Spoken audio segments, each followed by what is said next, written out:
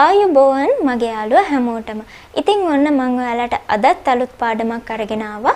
ඊට කලින් අපිත් එක්ක අද අලුතින් යාළුවෙක් එකතු වෙනවා නම් මුලින්ම ඔයාලා කරන්න ඕනේ මේ වැඩසටහනේ ඔයාලා පළවෙනි පාඩම බලන්න.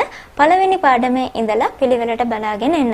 ඉතින් මේ වෙනකන් කරපු හැම පාඩමකම ලින්ක්ස් ටික පල්ලෙහා ඩිස්ක්‍රිප්ෂන් එකේ මම ඔයාලට දීලා තියෙනවා. ඉතින් මම ඔයාලට වෙනදා වගේම අදත් ගොඩක් සරල ගොඩක් චූටි වාක්‍ය ටිකක් කියලා දෙනවා පොඩි දෙබස් ටිකක්.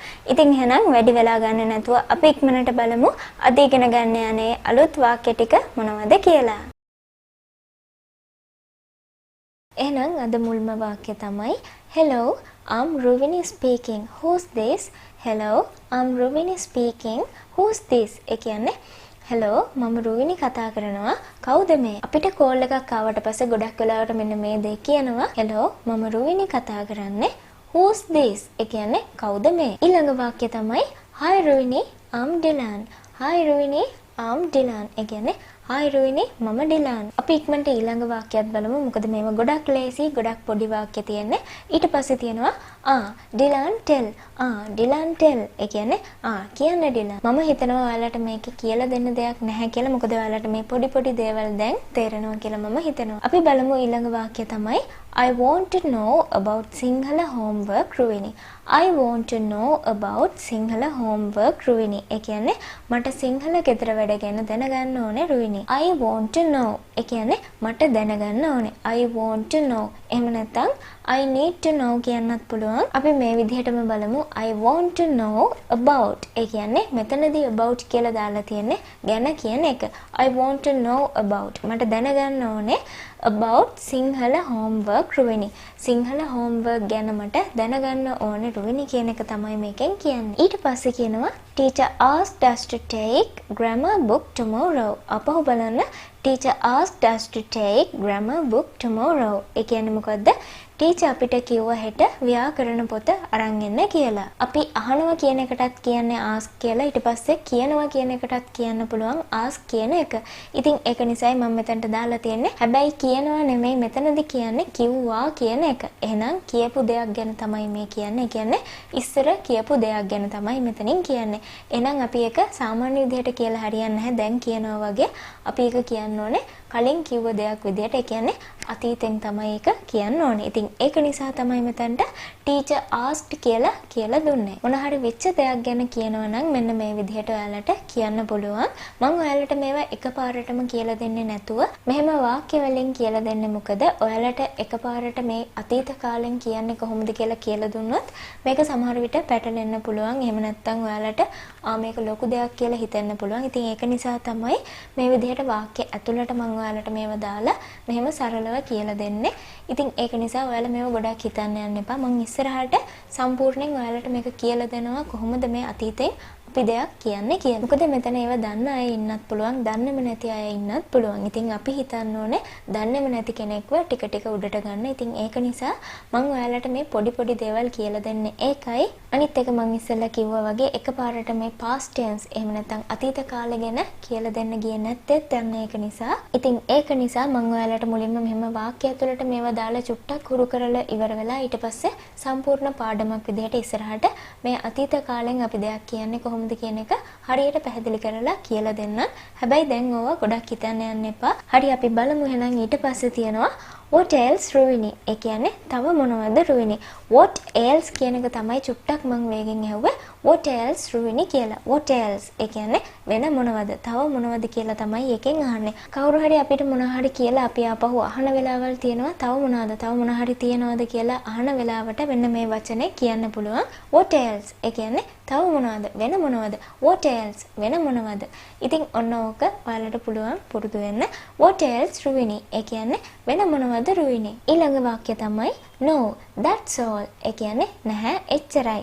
No, that's all. ඒ කියන්නේ නෑ එච්චරයි. එච්චරයි කියනවනම් that's all කියලා කියන්න පුළුවන්. That's all. ඊළඟ වාක්‍ය තමයි Thank you so much Ruvini. ඒ කියන්නේ ගොඩක් ස්තුතියි Ruvini. Thank you so much Ruvini. ගොඩක් ස්තුතියි Ruvini. ඊළඟ එකත් අපි මෙහෙමම බලමු.